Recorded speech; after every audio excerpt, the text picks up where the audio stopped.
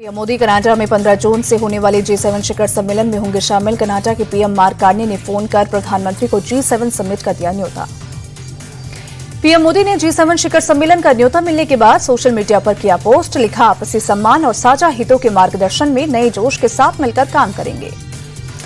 Canada के PM mark Carney ने G7 शिखर सम्मेलन में भारत की मौजूदगी को बताया अहम। कहा, जब विश्व नेता ऊर्जा सुरक्षा और महत्वपूर्ण खनिजों जैसे मुद्दों पर चर्चा करेंगे तब मेज पर भारत का होना जरूरी है। बिहार के हाजीपुर में तेजस्वी यादव के काफिले में घुसा तेज रफ्तार ट्रक, बाल बचे, 2 सुरक्षाकर्मी और एक ड्राइवर गंभीर रूप से घायल। मधेपुरा से पटना लौटते वक्त NH-22 गौरेला के पास अब हुआ हादसा। तेजस्वी ने अस्पताल जाकर घायलों का हाल जाना।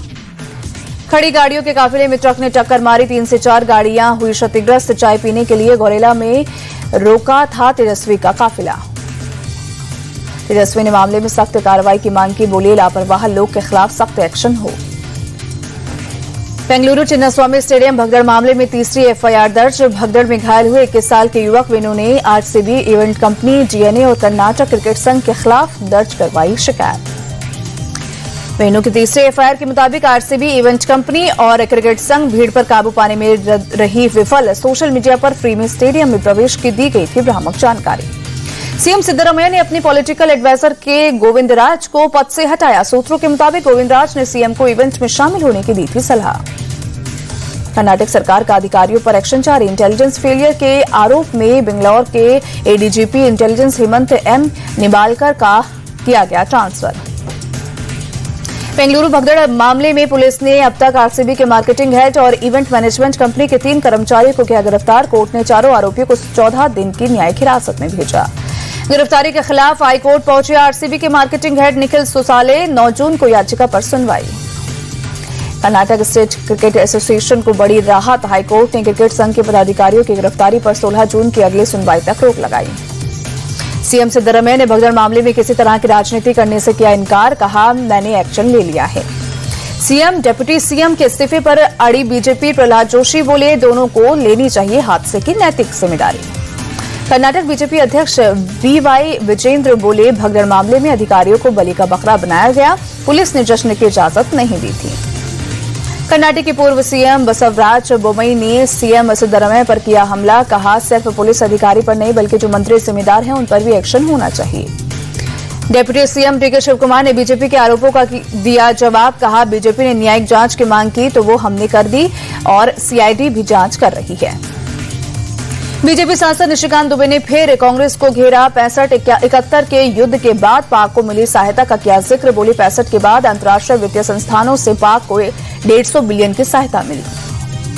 पहलगाम हमले के बाद IMF और ADB से पाक को सहायता मिलने पर कांग्रेस ने मोदी सरकार को घेरा था। निशिकांत बोले, ये समय पाक के खिलाफ एकजुट होने का है। कांग्रेस अपनी पाकिस्तान परस्त भाषा बंद करे। उद्धव और राज ठाकरे के साथ आने के अटकलों के बीच मुंबई में लगे पोस्टर, दोनों भाइयों के साथ आने की मांग। पोस्टर में लिखा, महाराष्ट्र की जनता फिर से दोनों भाइयों को साथ देखना चाहती है। कल उद्धव ने भी साथ आने के दिए थे संकेत। RJD और लालू परिवार से निष्कासित तेज प्रताप यादव का ट्वीट। बोले, सत्य के मार्ग पर चलने वाला व्यक्ति होता सदा विजय। राजा हरिश्चंद्र ने सत्य के मार्ग पर चलकर ही अपनी खोई हुई प्रतिष्ठा दोबारा हासिल की थी।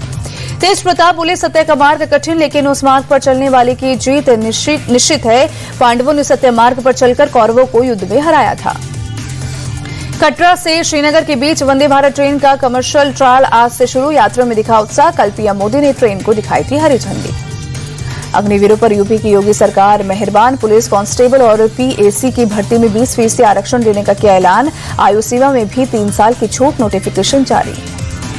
यूपी सरकार बाकी बिहारी कॉरिडोर पर आम सहमति बनाने में जुटी। यूपी सरकार के सलाहकार अवनीश अवस्थी ने वृंदावन के लोगों के साथ बैठक की। देश भर में आज ईद उल अजहा की धूम। भोपाल के ईदगाह में बड़ी संख्या में नमाजियों ने नमाज अदा की।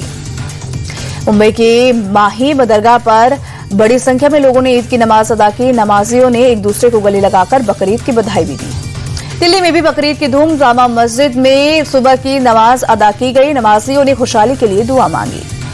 प्रधानमंत्री मोदी ने देशवासियों की बकरीद की बधाई दी। ट्वीट कर कहा, ईद उल अजहा की शुभकामनाएं। ये अवसर सद्भाव और शांति के ताने बाने को मजबूत करने का है। श्रीनगर में भी ईद उल अजहा के मौके पर बड़ी संख्या में लोगों ने सुबह की नमाज अदा की। एक दूसरे को गले लगाकर बकरीद की बधाई भी दी। यूपी के गोरखपुर में भी धूमधाम से मनाई जा रही है बकरीद। हजरत मुबारक खां शहीद ईदगाह में बड़ी संख्या में लोगों ने नमाज अदा की। बकरीद को लेकर नोएडा में भी पुलिस सतर्क, कई इलाकों में बढ़ाई गई सुरक्षा। गाजियाबाद में पुलिस की टीम ने किया फ्लैग मार्च, कानून व्यवस्था बनाए रखने और लोगों में सुरक्षा का भाव बनाए रखने की मकसद से पहल की। मेरठ में हॉरर किलिंग का खौफनाक मामला आया सामने। प्रेम प्रसंग की वजह से मां सहित घर वालों ने लड़की का गला दबाकर की हत्या, सिर काटकर शव को प्रतापपुर क्षेत्र में फेंका। लड़की के लोअर की जेब से मिले फोन नंबर के आधार पर हुई पहचान। पुलिस ने मां सहित 4 लोगों को किया गिरफ्तार। लड़की के सिर की तलाश अभी जारी। झांसी में 2 पक्षों में जमकर हुई मारपीट, एक दूसरे को गिराकर पीटा, सड़क पर काफी देर तक होता रहा बवाल। देहरादून में बड़ा सड़क हादसा, 8 गाड़ियां आपस में टकराई। डोईवाला हरिद्वार हाईवे पर हुआ हादसे में किसी को गंभीर चोट नहीं लगी, लेकिन एक महिला जख्मी, अस्पताल में इलाज जारी। छत्तीसगढ़ के बीजापुर में टॉप नक्सल नेता सुधाकर सुरक्षा बलों के साथ मुठभेड़ में ढेर। सुधाकर पर 45 लाख के इनाम का था ऐलान। गढ़चिरौली में मुख्यमंत्री देवेंद्र फडणवीस की मौजूदगी में 12 नक्सलियों ने किया आत्मसमर्पण, पुलिस के सामने डाले हथियार। आत्मसमर्पण करने वाले नक्सलियों के पास देखे कई आधुनिक हथियार। कुछ नक्सलियों पर 1 करोड़ से ज्यादा का था इनाम। बांग्लादेश की अंतरिम सरकार के प्रमुख मोहम्मद यूनुस ने आम चुनाव का किया ऐलान। 2026 में अप्रैल के पहले पखवाड़े में हो सकता है चुनाव। इलेक्शन कमीशन जल्द ही चुनाव का रोड मैप तैयार करेगा। राष्ट्र के नाम संदेश में मोहम्मद यूनुस ने कहा, अंतरिम सरकार ने बांग्लादेश में सुधार, न्याय और चुनाव के 3 मुख्य उद्देश्य से पदभार संभाला था। इलॉन मस्क से खफा, अमेरिकी राष्ट्रपति डोनाल्ड ट्रंप बेच सकते हैं अपनी टेस्ला कार। मस्क की कंपनी को बढ़ावा देने के लिए खरीदी थी ये कार। इंग्लैंड के नॉर्थहैम्पटन में भारत ए और इंग्लैंड लायंस के बीच दूसरा अनऑफिशियल टेस्ट मैच। भारत ए ने पहले दिन स्टंप्स तक 7 विकेट खोकर 319 रन बनाए। भारत ए की तरफ से केएल राहुल ने 116 रनों की पारी खेली। विकेटकीपर ध्रुव जुरेल ने 52 रन बनाए। करुण नायर ने 40 और नीतीश कुमार रेड्डी ने 34 रन बनाए।